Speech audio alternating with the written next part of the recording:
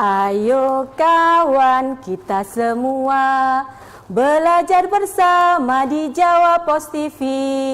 Ambil pensilmu, ambil bukumu, kita bersama belajar dari rumah bersama guruku. Hai anak kelas 6 yang hebat di kota Surabaya. Apa kabarnya hari ini? Sehat semuanya?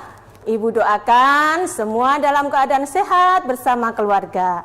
Kalau ada yang kurang enak badan hari ini, Ibu doakan semoga segera diberi kesehatan, pulih seperti sedia kala. Mohon maaf, Ibu belum memberi salam. Assalamualaikum warahmatullahi wabarakatuh. Selamat siang dan salam sejahtera. Anak-anakku sekalian yang Ibu sayangi, baik yang di rumah maupun yang di studio, kita jumpa lagi dalam program kesayangan kita di Jawa Pos TV dalam acara Belajar dari Rumah bersama Guruku. Ada pepatah yang mengatakan, tak kenal maka tak sayang. Untuk itu, Ibu ingin memperkenalkan diri terlebih dahulu. Nama Ibu Eni Puspitasari dari SDN Kertajaya, Jalan Pucang Jajar nomor 4-6 Surabaya. Hari ini Ibu ditemani oleh siswa-siswi Ibu dari SDN Kertajaya, Surabaya. Kita sapa dulu anak-anak ya. Halo anak-anakku yang di rumah. Halo. Halo. Iya, sehat semuanya? Sehat nak? Baik. Alhamdulillah. Iya, semangat ya, masih semangat walaupun sudah siang, kita masih tetap semangat untuk menuntut ilmu bersama teman-temanmu yang di rumah.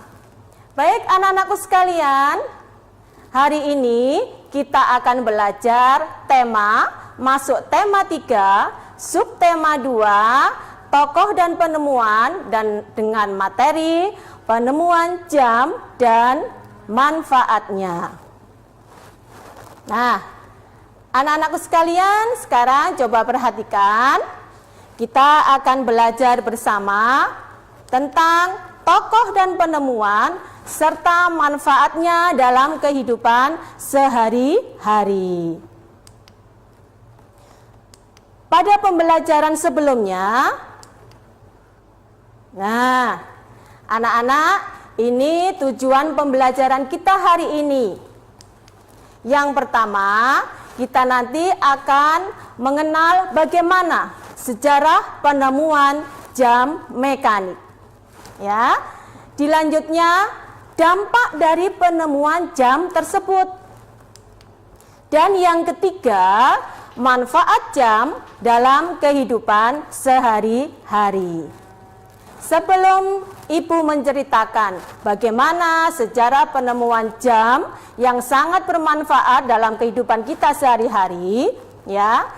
Pada pembelajaran sebelumnya, anak-anak pasti sudah mengenal tokoh-tokoh dunia ini yang berkat ketekunannya, berkat kerja kerasnya, keuletannya, beliau berhasil menciptakan sesuatu yang spektakuler, yang sampai saat ini bisa kita lihat, kita pergunakan, dan kita ambil manfaatnya. Anak-anak masih ingat siapa ini? Siapa beliau? James Naismith. Iya, pinter. Siapa tadi ya?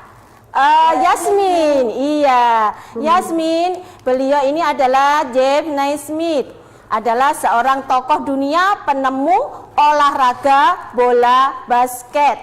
Ya, sebuah olahraga yang banyak diminati oleh kalangan muda, baik dari tingkat sekolah dasar, SMP, SMA maupun perguruan tinggi. Dan beliau ini merupakan salah satu tokoh penemu olahraga bola besar, yaitu permainan bola basket. Nah, kemarin kita juga sudah berkenalan dengan seorang tokoh dunia, Siapa ini? Siapa anak-anak masih ingat? Thomas Alva Edison. Iya, pintar sayang ya. Beliau adalah seorang tokoh dunia yang berhasil menciptakan mahakaryanya anak-anak ya, yaitu Thomas Alva Edison, penemu bola lampu pijar. Berkat keuletannya kita bisa merasakan penerangan ya. Kita bisa melakukan kegiatan tidak terbatas hanya pada waktu pagi dan siang hari. Kita bisa melakukan aktivitas sampai malam hari dan bahkan waktu-waktu sesuai dengan yang kita inginkan. Nah, anak-anakku sekalian, masih ada lagi tokoh-tokoh yang sudah pernah kita temui. Kita sudah berkenalan dengan siapa beliau? Masih ingat anak-anak? Charles Goodyear. Iya, betul sekali sayang. Ini adalah Charles Goodyear. Penemu apa ya kemarin? Penemu roda yang terbuat dari karet. Kemudian disempurnakan oleh siapa sayang beliau? Iya. Iya, Dunlop. Setelah ditemukannya roda terbuat dari karet, disempurnakan dengan diisi oleh angin oleh John Boyd Dunlop. Nah, anak-anakku sekalian, sekarang sampailah kita pada seorang tokoh dunia penemu jam. Ya, penemu jam. Beliau adalah seorang kebangsaan Jerman. Sebelum Ibu kenalkan, siapa yang sudah tahu siapa beliau?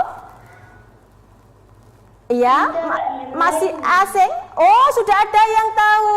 Iya, dari media elektronik maupun media cetak atau bahkan dari buku anak-anak, beliau adalah seorang tokoh penemu jam mekanik yang bernama Peter Henlen. Sebetulnya beliau adalah seorang tukang kunci anak-anak ya, juru kunci. Tetapi berkat rasa keingintahuan yang begitu hebat dari beliau, sehingga beliau ingin mencari sesuatu yang baru, ingin menciptakan sesuatu yang baru yang nantinya dapat bermanfaat bagi kita semua. Nah, apa saja sih manfaat jam yang sudah beliau temukan hingga saat ini? Untuk itu, tetap di program Belajar dari Rumah bersama guruku, kita lanjutkan pada segmen 2. Hai anak kelas 6 hebat Kota Surabaya, masih semangat untuk belajar? Masih. Alhamdulillah, kita lanjutkan lagi ya, tetap dalam program kesayangan kita Belajar dari Rumah bersama guruku. Anak-anakku sekalian, sekarang Ibu ingin menunjukkan bermacam-macam jam yang pastinya sudah sering kalian lihat dalam kehidupan sehari-hari. Ya, ini adalah jenis jam kuno ya. Dari apa ini anak-anak? Hanya untuk menunjukkan waktu yang pasir, tapi belum tepat, belum akurat. Nah, ini yang sudah familiar, yang sudah sering kita lihat, sebuah jam dinding ya. Ada jarum jamnya untuk menunjukkan jam, untuk menunjukkan menit dan bahkan untuk menunjukkan detik. Nah, ini juga ada jenis jam yang anak-anak lihat juga, sebelahnya ada jam yaitu berupa jam mekanik dan jam digital yang langsung menunjukkan waktu, jam, dan menit. Nah, selanjutnya anak-anak bisa lihat pengertian jam. Apa sih jam itu? Raka mungkin bisa menjawab. Suatu alat pengukur waktu yang sangat erat dengan kehidupan manusia. Iya, lainnya Yasmin terus ya. Iya, ayo lainnya juga bisa berpartisipasi. Tidak perlu takut salah untuk menjawab. Karena salah tidak didenda ya. Kita belajar bersama-sama untuk menuju ke sesuatu yang baru. Nah, anak-anak, pengertian jam, betul sekali apa yang disampaikan temanmu tadi. Suatu alat pengukur waktu yang sangat erat hubungannya dengan kehidupan manusia. Suatu alat penunjuk waktu yang sangat akurat.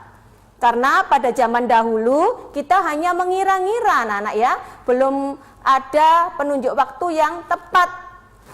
Nah, Dengan adanya jam, kita dapat menentukan waktu untuk melakukan aktivitas. Dengan mengatur waktu yang baik, kita menjadi pribadi yang disiplin waktu. Kita bisa mengatur waktu mulai dari anak-anak bangun tidur sampai nanti menjelang tidur kembali. Anak-anak bisa mengatur waktu kapan anak-anak harus bangun untuk melakukan ibadah, untuk belajar, kapan anak-anak ada waktu untuk bermain, melihat televisi dan sebagainya, ya. Semua itu kalau sudah kita biasakan sejak dini, maka kelak kita akan menjadi seorang pribadi yang disiplin waktu. Nah, selanjutnya sejarah perkembangan jam. Pada tahun 1430, jam dengan sistem pegas sudah digunakan oleh masyarakat Eropa. Kemudian berkembang lagi pada tahun 1656, jam sudah memiliki petunjuk menit dan lonceng pun sudah mulai ditemukan. Pada tahun 1920, jam saku dan jam tangan ditemukan. Tentunya sudah lebih lengkap dan cukup akurat. Sekilas mengenai penemuan Peter Henlen, anak-anak ya. Jam ketika pertama kali ditemukan itu berupa jam kantong atau biasanya diberi tali atau rantai yang dimasukkan ke dalam saku atau dibuat sebagai kalung. Dan pada waktu itu jam merupakan aksesoris yang mahal, anak-anak ya. Hanya para bangsawan saja yang mampu untuk membelinya. Karena memang ketika itu masih diproduksi terbatas dan sangat mahal. Hanya orang-orang bangsawan, kaum bangsawan yang mampu untuk memilikinya. Nah, kita lanjutkan lagi, mengapa penemuan jam berkembang dari waktu ke waktu. Jam merupakan patokan waktu, sehingga terus dikembangkan agar mampu menunjukkan waktu yang lebih akurat dan pasti. Jelas itu, ya, seperti yang Ibu sampaikan tadi, sebelum ditemukannya jam, kita hanya berpatokan pada bayang-bayang. Ketika tengah hari, bayang-bayang tepat di bawah benda itu perkiraan sekitar pukul 12 siang. Ya, ketika sebelum jam 12 siang, maka bayang-bayangnya ada di sebelah mana, anak-anak? Di sebelah barat, ya. Itu artinya masih pagi, belum pukul 12. Atau setelah pukul 12 siang, ya, menjelang sore atau petang hari, itu bayang-bayang berada di sebelah timur. Tapi itu tidak akurat, anak-anak, tidak bisa menentukan dengan pasti pukul berapa atau bahkan menit ke berapa, tidak bisa, ya. Nah, selanjutnya penemuan jam berkembang dari waktu ke waktu. Mengapa kok terus berkembang? Yang pertama, alasannya manusia membutuhkan patokan waktu yang tepat dan jelas, tidak hanya sekedar perkiraan. Yang kedua, mengikuti kebutuhan pasar dan perkembangan fashion saat ini. Jelas, karena apa? Karena banyak produsen-produsen yang sekarang sudah memproduksi jam dengan berbagai macam bentuk, warna, dan aksesoris, sehingga selain digunakan sebagai penunjuk waktu, bisa digunakan sebagai aksesoris, ya, untuk hiasan dinding, untuk aksesoris ruangan lainnya, sehingga berfungsi ganda sebagai pemanis, sebagai hiasan. Selain fungsi utamanya sebagai penunjuk waktu yang akurat. Yang ketiga, alasannya penemuan jam terus berkembang dari waktu ke waktu adalah teknologi yang berkembang begitu cepat, anak-anak, mendorong perusahaan terus berinovasi demi menarik peminat pembeli. Karena kalau statis, ya, tidak berkembang, kalah persaingan dengan produsen-produsen yang lebih berinovasi. Bukan hanya pada jam, ya, pada semua produk. Kalau kita tidak mengikuti perkembangan zaman, maka kita akan ditinggalkan oleh para konsumen. Karena konsumen ingin terus dan terus menikmati perubahan baik itu bentuk ya, variasi lainnya sehingga tidak bosen. Jam pun banyak yang mengoleksi, karena apa? Karena dari bentuknya, dari warnanya, dari bahannya dan sebagainya ya. Itu alasannya. Sekarang manfaat jam dalam kehidupan sehari-hari anak-anak. Yang pertama seperti Ibu sampaikan tadi adalah sebagai penunjuk waktu. Itu adalah fungsi utamanya. Yang kedua sebagai hiasan dinding karena banyak variasi yang sudah dibuat. Yang ketiga pengingat momen penting. Untuk melanjutkan pembelajaran kita di segmen terakhir ketiga, kita jeda dulu karena ada pariwara yang akan lewat, dan tetap stay di Belajar dari Rumah bersama guruku. Hai anak-anakku yang hebat kelas 6 Kota Surabaya. Kita lanjutkan lagi pembelajaran hari ini. Bagaimana anak-anakku yang sedang vikon? Masih semangat? Masih. Iya, luar biasa. Oke, kita lanjutkan. Akibat bila kita tidak dapat mengatur waktu, apa saja anak-anak ya? Nah, akibatnya yang pertama adalah pekerjaan tidak menumpuk ya. Bila kita tidak dapat mengatur waktu. Nah, ini pekerjaan akan menumpuk. Kalau sudah menumpuk, kita merasa keberatan, akhirnya kita stres. Nah, jangan sampai seperti itu. Contohnya, kalau diberi tugas oleh Bapak Ibu guru di sekolah, selagi kita bisa menyelesaikan hari ini, segera diselesaikan. Jangan ditunda-tunda. Nah, kalau kita sudah menjadi pribadi yang disiplin waktu, kita akan mudah untuk mencapai cita-cita kita anak-anak ya. Anak-anak mau bercita-cita menjadi apa saja, menjadi bapak atau ibu guru, menjadi dokter, petugas pemadam kebakaran, seorang dosen, arsitek dan sebagainya akan mudah.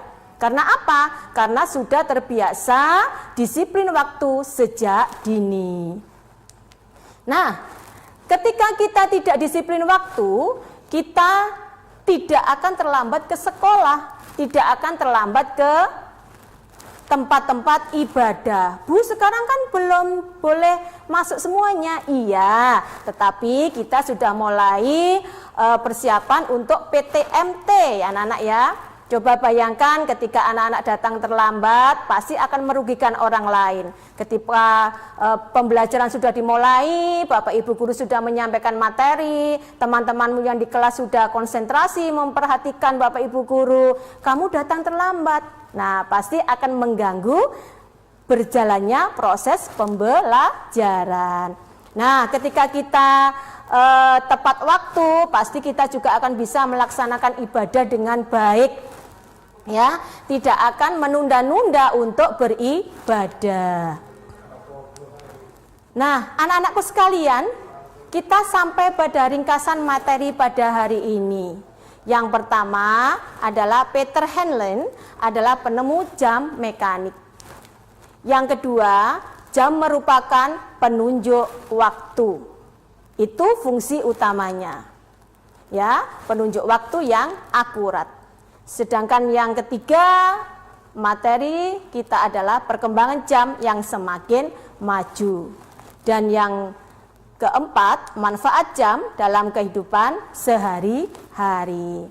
Nah, anak-anakku sekalian, mungkin ada yang mau ditanyakan dari materi yang sudah Ibu sampaikan hari ini. Anjar Bulan mungkin? Iya Bu, saya mau bertanya. Iya, silakan Nak. Apa manfaatnya jika kita berdisiplin waktu?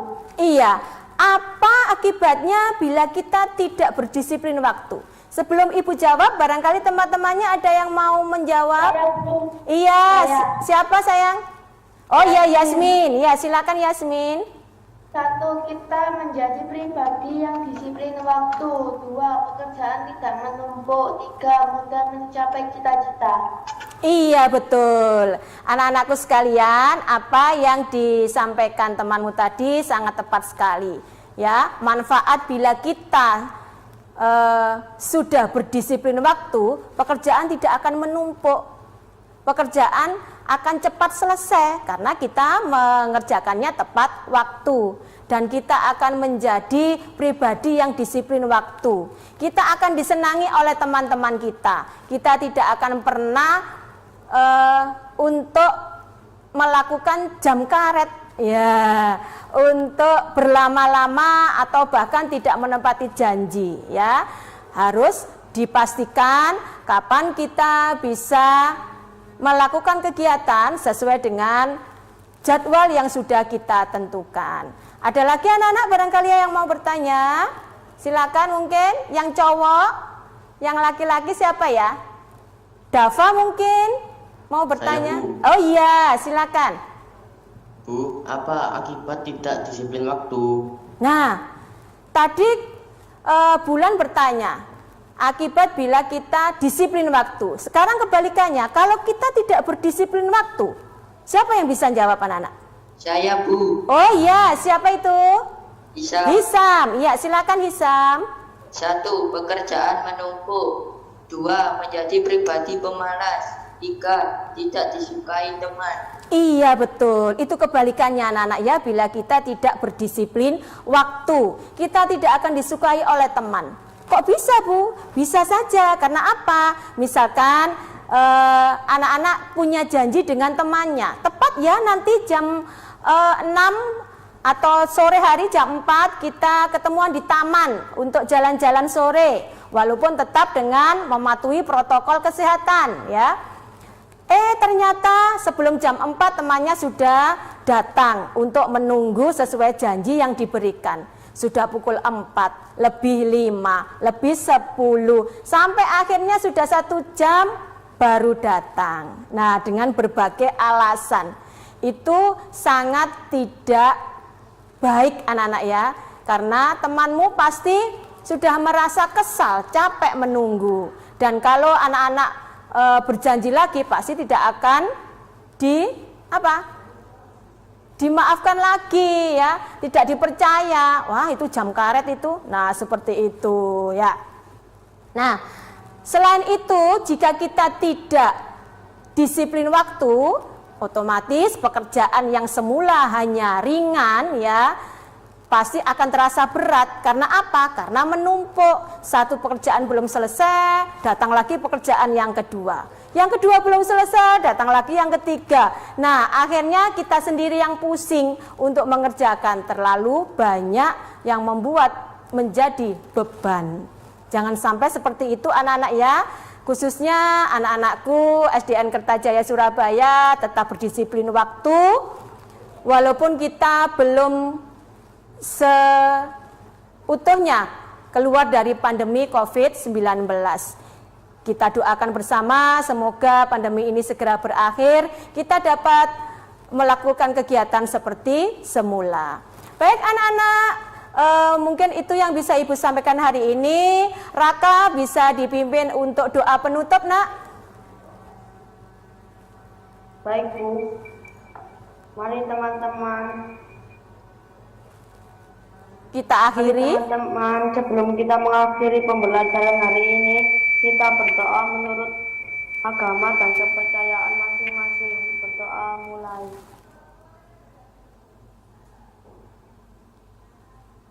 Berdoa selesai. Iya, terima kasih anak-anakku semuanya. Sampai jumpa lagi di tayangan berikutnya. Tetap dalam program kesayangan kita, belajar dari rumah bersama guruku.